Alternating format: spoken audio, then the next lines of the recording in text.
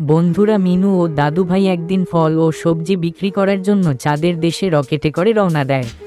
মিনু ও দাদুভাইকে নিয়ে রকেট উড়ে যাচ্ছে চাঁদের দেশে। রকেটের ভিতর মিনু রাজার হালে বসে আছে আর দাদুভাইদের গল্প শুনে অনেক খুশি হচ্ছে।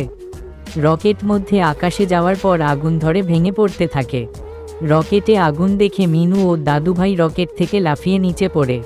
মিনু নিচে নেমে কিছু দূর যাওয়ার পর দেখে চাঁদের দেশে চলে এসেছে, তখন সে অনেক খুশি হয়। এরপর মিনু ব্যাগ থেকে পতাকা বের করে গর্বের সাথে চাঁদের উপর দাঁড়িয়ে থাকে। মিনু সর্বপ্রথম চাঁদে পতাকা নিয়ে গেছে, এইটা সবাই জানতে পেরে মিনুকে শুভেচ্ছা জানায়। তারপরও মিনু কান্না করছে কারণ তোমরা লাইক, কমেন্ট ও সাবস্ক্রাইবও করো না। আমাকে নিয়মিত দেখতে চাইলে চ্যানেলটি সাবস্ক্রাইব করো।